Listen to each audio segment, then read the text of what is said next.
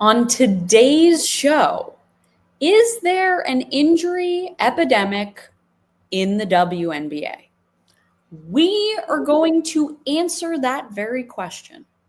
The Locked On Women's Basketball Podcast, it starts right now.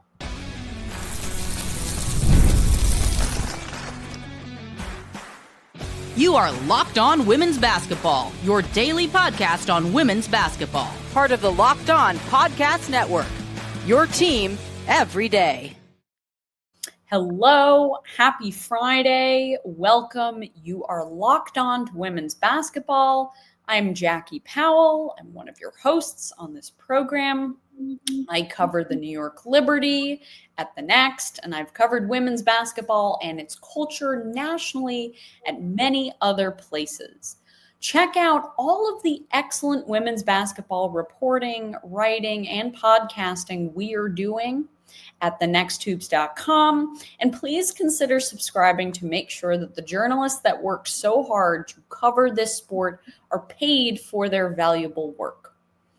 Anyway, thank you for making Locked On Women's Basketball your first listen every day.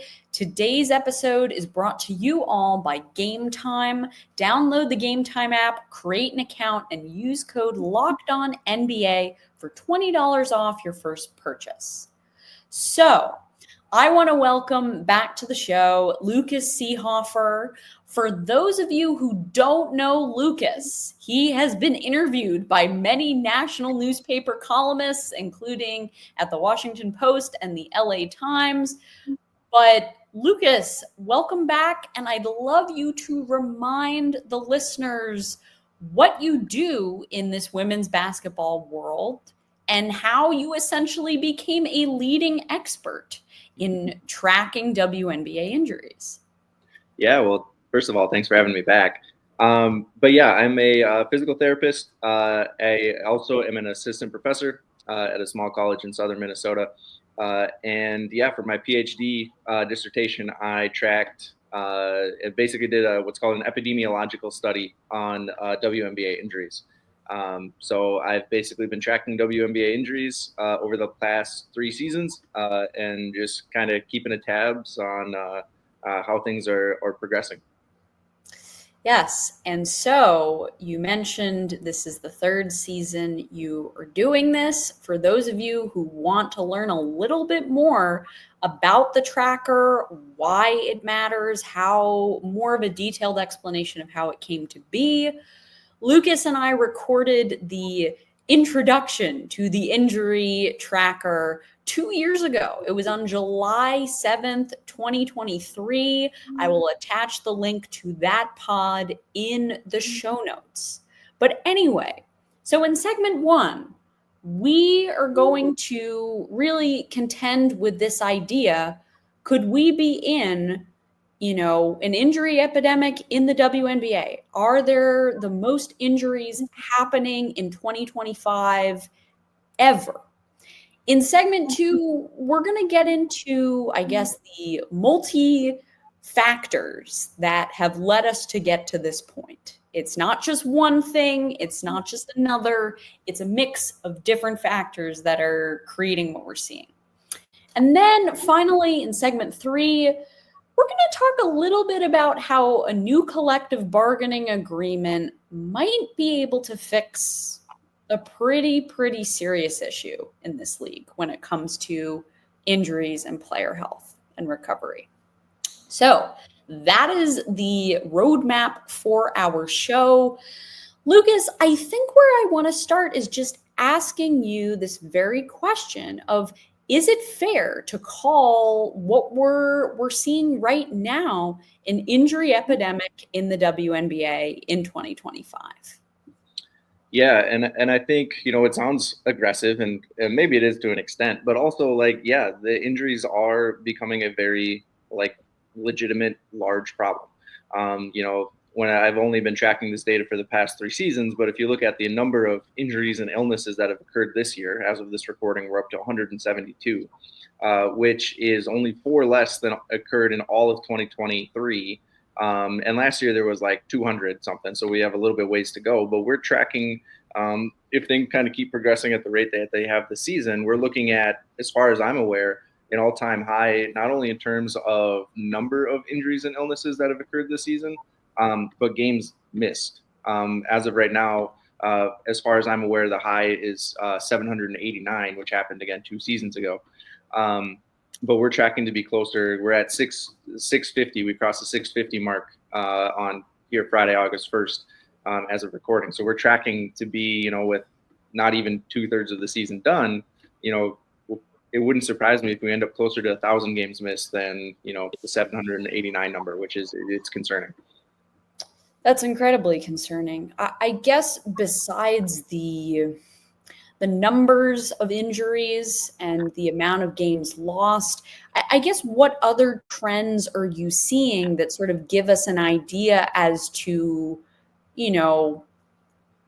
who, what, which body parts are really being impacted by the course of the season? And if you want to show some of the listeners what this all looks like for them to remember, because I will be attaching the injury tracker, the link in the show notes, but just so you all can see sort of how dramatic this is, this isn't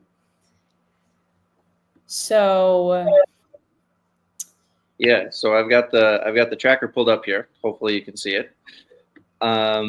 So if you look at so this current tab that I have pulled up right here is the injuries that have occurred by number and by body part so far this season. So you can see 172 total injuries, 651 games lost. And what you'll notice right away is that what we're seeing, most of the injuries occur at the knee, the leg, which is often like hamstring strains, calf strains, that kind of stuff, and the ankle. And if you look at not only previous seasons, but previous research, that's pretty consistent with what we normally see in not only women's basketball, but men's basketball too. It's a running, jumping, cutting heavy sport, so we would expect to see lots and lots of lower extremity injuries. Now, if we look at the cumulative data, which talks more about how these injuries have played out over the last 2.5 seasons to this point, you can see here I also have this tab called a Z-score, and that's just basically a fancy statistical tool that basically says, hey, is this number what we call statistically significant? So is there a better than zero chance that this or are these actual valid injuries that we'd see, or is it just due to chance kind of thing? So what we would see here is like there's over the past 3 seasons we've had almost 100 ankle injuries, which is statistically more than any other body part. And again, that's consistent with the research. If we look at knee injuries, we see that there's been so far 768 games lost due to knee injuries, 400 of which have come this year, by the way. And again, that number is above 2.0, so we would say that's statistically significant. Knee injuries tend to be significantly more severe than any other body part. And that, again, is consistent with what we would see in the research. So really, even though we're seeing things that have more or less played out in the past research, really what we're seeing is more. So over the past 2.5 seasons, there's been a total of 551 total illnesses or injuries and over 2,000 games lost. And that is just in the past research before my PhD dissertation, that was just not even in the realm of the numbers. Wow. Well, so that's fascinating. And I'm really glad that the listeners or the viewers were able to sort of see how striking this is. I think what really caught my eye was when you pulled up the Z-score on the knee injuries, the fact that you said that 400 of those, or what was it? Was it 400 games lost?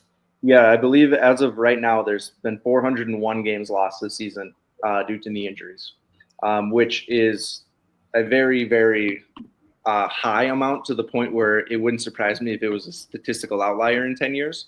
But still, like, that's a significant amount of games. And that percentage, I guess the percentage of the games lost from this season relative to the rest of the seasons. I think that's what. Yeah, and it's basically essentially 2/3 of the games lost this season have been because of knee injuries, which is higher than what we've seen in previous seasons. So, I don't know, folks. Is it really that much of a stretch to say that this injury epidemic in the WNBA has come to a head? I mean, we see the biggest stars in this league not able to play right now. The obvious ones are Caitlin Clark. Angel Reese has been dealing with a back. Breanna Stewart now with this bone bruise on her knee. Kayla Thornton is out for the season. Brittany Griner now has some sort of neck issue. Rhyne Howard has had knee issues. I mean, I could keep going on and on and on, but that's a set of players. Those are very recognizable players that fans want to see. Fans want to see these players. And so it's a problem. But coming up, we're going to get more into how we got here. What is causing this data to be as striking as it is? But first, I do want to talk to you all about our good friends at Game Time. And they are the sponsors for this episode. So we've all been there logging on early and waiting forever for concert tickets to go on sale, only to lose your spot for a show you've been dying to see. Live music should be about making memories, not dealing with the stress of ticket shopping. That's where Game Time comes in. Game Time makes getting concert tickets faster and easier than ever. Prices actually drop as it gets closer to showtime. You all would not believe the horror that I was put through when it came to getting tickets to Lady Gaga's Mayhem Ball. Game Time takes away some of that stress and some of that horror. Take the guesswork out of buying concert and show tickets with Game Time. Download the Game Time app, create an account, and use code LOCKEDONNBA for $20 off your first purchase. Well, thank you very much, Game Time. We all appreciate you and your service. But I am back here with Lucas Seehafer, our resident injury expert. And as he stated before, PhD, professor, has many hats that he wears. But here we are in segment 2. We're talking about how did we get here? How did we get to a point where I'm saying this is an epidemic? But Lucas, let's start with doing some light myth busting. So a lot of conventional wisdom is pointing toward officiating being the main cause of this. So let's unpack that. How much do you think the officiating in this league has contributed to the onslaught of injuries we've seen?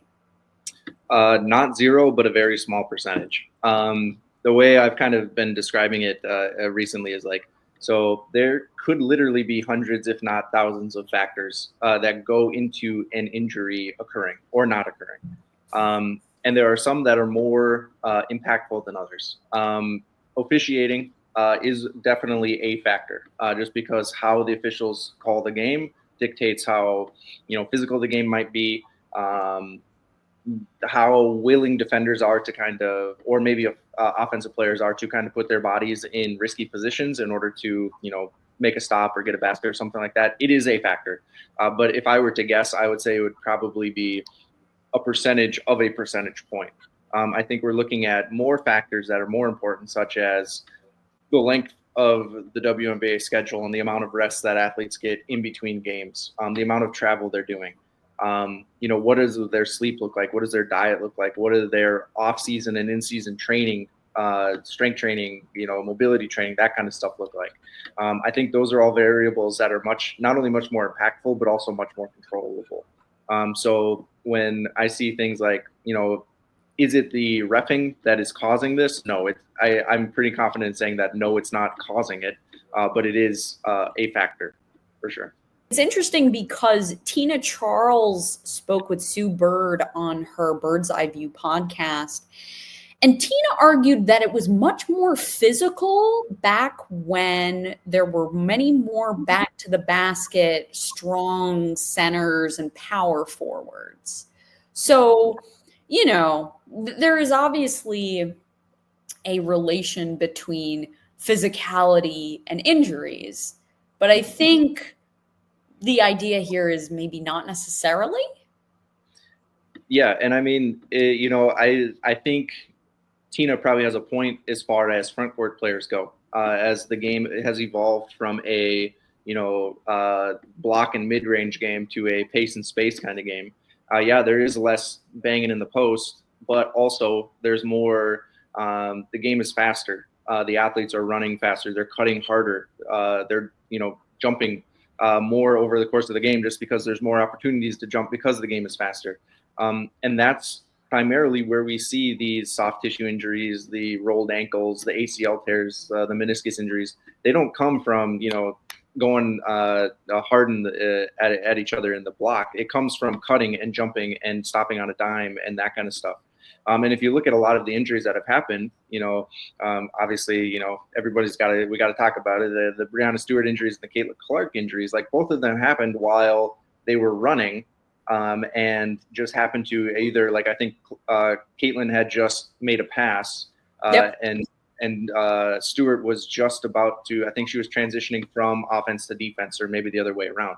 Like, it's those moments when these injuries are happening, not necessarily just, they're hitting each other and being more physical. So I think she definitely has a point. I thought that was an important distinction to make. Now, I want to go back to something you said, which you were talking about the cadence of games and the footprint that the WNBA season has. So I'm going to put up something very striking from Rebecca Lobo, which I'm sure many folks have seen. And so at ESPN, their research bureau was able to dig up the average number of days between games since 2021.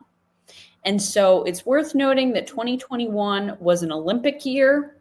2022 was a World Cup year. And when you have the World Cup, the WNBA season tends to end earlier, which smushes the games even more.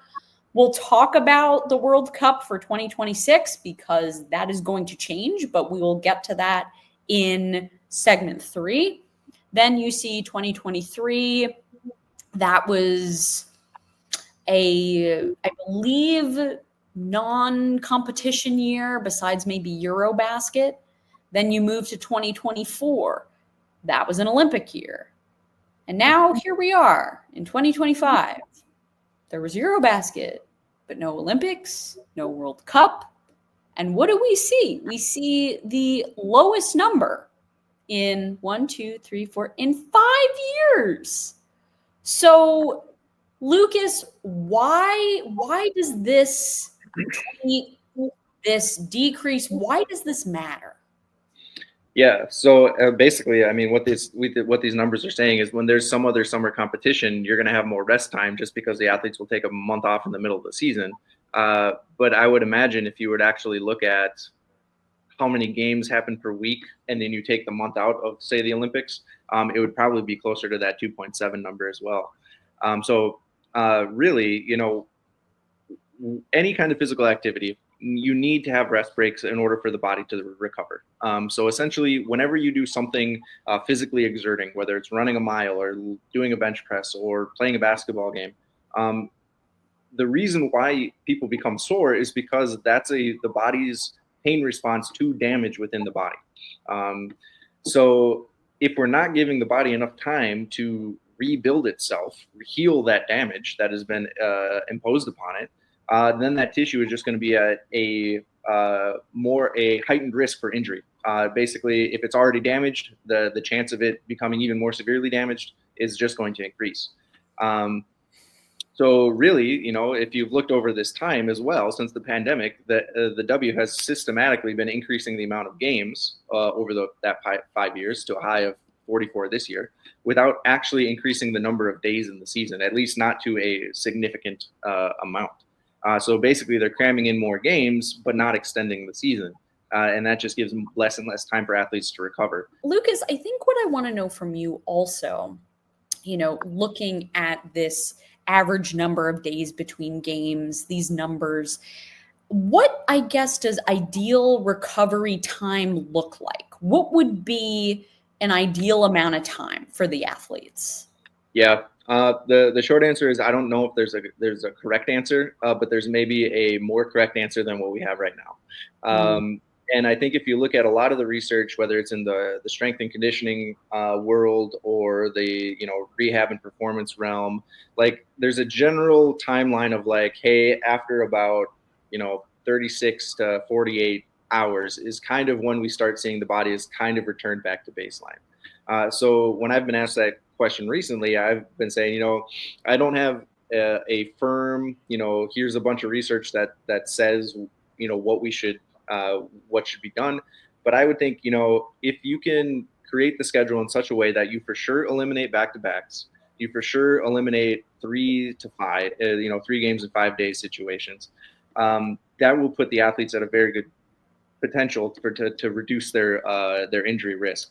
If you're going to force me to say a number, 2 games a week, I think would be ideal, because then that basically gives you 2 to 3 days in between games for not only allowing the bodies to heal, but that would also give the athletes time to travel and then adjust to that travel, get better sleep quality, get more time for practice and strength training, that kind of stuff.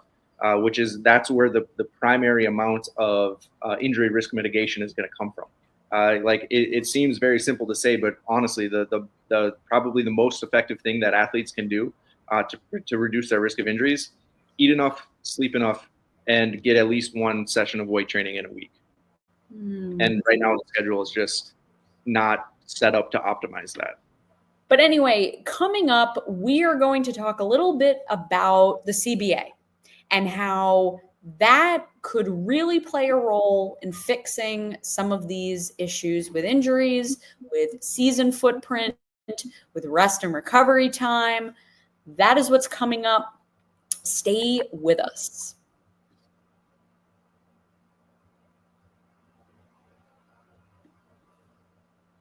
And we are back. I'm Jackie Powell here with Lucas Seehafer, and we have been talking about the injury epidemic that exists in the WNBA and how we got here and how it could be ameliorated in the future.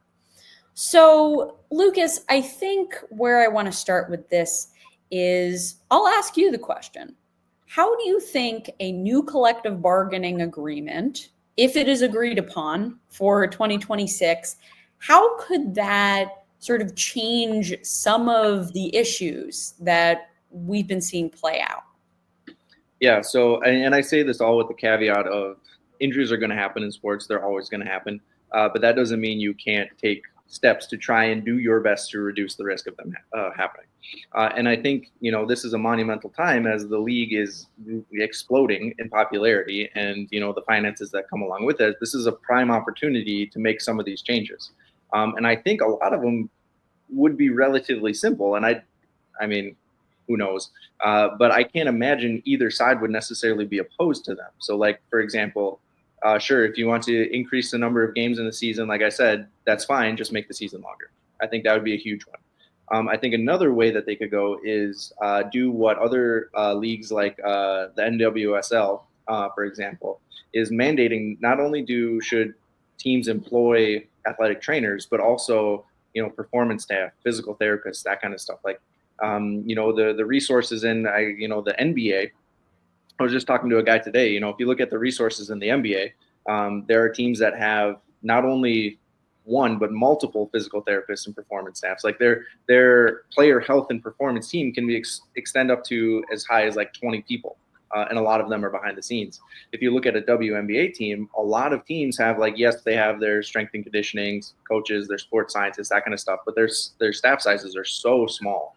And there's some teams that don't have a physical therapist on staff where they outsource it, that kind of stuff. So I think if you can mandate the season go longer and you can mandate that teams have those personnel available to the athletes, I think that would be a huge first step.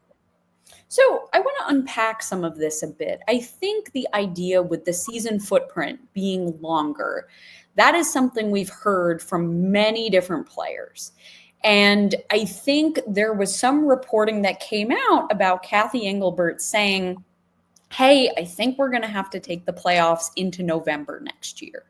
And to me, that was a welcome sign of, okay, this has to be spread out a bit more.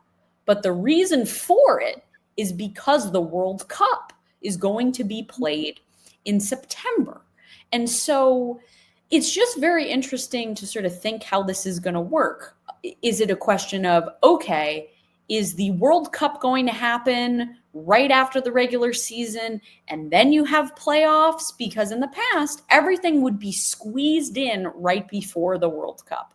And so what we have been talking about throughout this entire episode is that that is not sustainable anymore when you have this many games. And so it is a welcome sign to hear that the W is willing to extend into November. But the questions that I'm considering are, well, okay, how can the NBA work with the WNBA to make sure that the arenas are available? You know, that's going to be a major part of this. Cheryl Reeve spoke about the schedule Rubik's Cube that allowed the Lynx and the Liberty not to play each other until the end of July. But when you extend the season, there's going to have to be much more collaboration. And so it is my hope that the NBA and those teams and those franchises collaborate with the W to make sure that there aren't issues. I know people have spoken about NBA, WNBA double headers and how interesting maybe that could be. Mm-hmm. So I don't know what your thoughts are on this, but that's definitely a place where my mind is going. Yeah, I mean, the way I put it, or the way I think about it is, they might say it's difficult, and I'm not downplaying that it's not difficult. It can be done. It can definitely be done. I look at other, look at just NCAA basketball, for example. All these schools have men's and women's teams. A lot of them share the same facilities. They make it happen. So why can't the NBA and the WNBA make it happen too?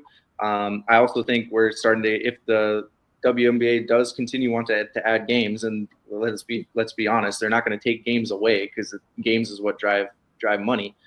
Maybe they're at a point where they have to say, do we just make the transition to, we start the season, maybe in October and we end the season in June, just like the NBA, and give the college athletes the summer off and then get back at it again in the fall. I don't necessarily buy the situation or the argument that they're afraid of the competition, because again, look at the college basketball. Men's basketball and women's basketball is thriving, even though they play the season at the same time. And also, I don't necessarily buy the argument that they're wanting to avoid competition, because now they're saying, hey, let's extend our season into the fall. Well, guess what happens in the fall? NFL, the most popular American product on TV. So they're okay with competing against the NFL, but not the NBA. I just think that there's something can be done there.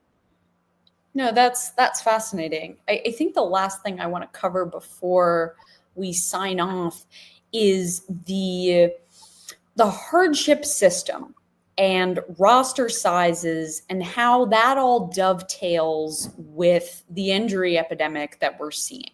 So for those of you who do not know, hardship contracts are these, do I say temporary contracts? I guess that they can be temporary contracts that players sign when teams do not have enough players that can compete because maybe they're injured or maybe they are overseas doing some overseas competition like Eurobasket. So, Lucas, I guess from your standpoint, I think what I want to understand, or I want the listeners to understand, is how does the hardship system as it is factor into player health and safety and the current injury situation we have? Yeah, and I think you could even go a step farther to the point of there's only a certain amount of players that can have their what we would say in other sports, their contract protected or guaranteed. So, you know, honestly, at any point, and we've seen this happen, and we see it happen all the time, where an athlete gets injured, they're out for an extended amount of time, and the team says, well, we need another body. So they waive the player while they're injured. Now, for the franchises that are run really well, they'll allow the athlete to stick around and be rehabbed and whatnot. But there are situations where the athlete is injured, they're waived, and then they're just like, all right, good luck. And that doesn't help from a recovery standpoint. You know, with teams changing franchises frequently, it doesn't help with the in-season training and recovery and athletic performance standpoint either, which increases injury risk. So, you know, it's been said forever, but extending the amount of, roster spots would be huge, because then you don't have to rely on this system as much. These athletes can get into a system and stay in a system and kind of get those, because what we know about strength training, athletic performance, it doesn't happen overnight. You have to work on these things for weeks. And if an athlete is changing teams every, 7 days, when their 7-day contract runs out, it's tough to get in that groove. Absolutely. And if rosters were larger, then maybe players could manage their loads a bit better, or they could play less minutes, which could lead to less wear and tear. Mm-hmm. Exactly. And this goes back to the low-hanging fruit that could be, should be, and hopefully will be addressed by this upcoming CBA. Because honestly, like I truly believe that if they said increase the number of days in a season, expand rosters, we would see a lot fewer injuries. We wouldn't see none. We would still see a good amount of them, but I think we would see fewer and potentially less severe. Well, thank you all for making Locked On Women's Basketball your first listen today. For your second listen, find the Locked On NBA podcast, where there is no off season. Doug, Matt, and Hayes keep you up to date on contract negotiations, rumors, and everything you need to be the most informed NBA fan. Find Locked On NBA on YouTube or wherever you listen to your pods. I want to give a huge shout out to Lucas for joining me today. This has been Jackie Powell and Lucas Seehafer. And we are signing off. Have a great weekend, everyone.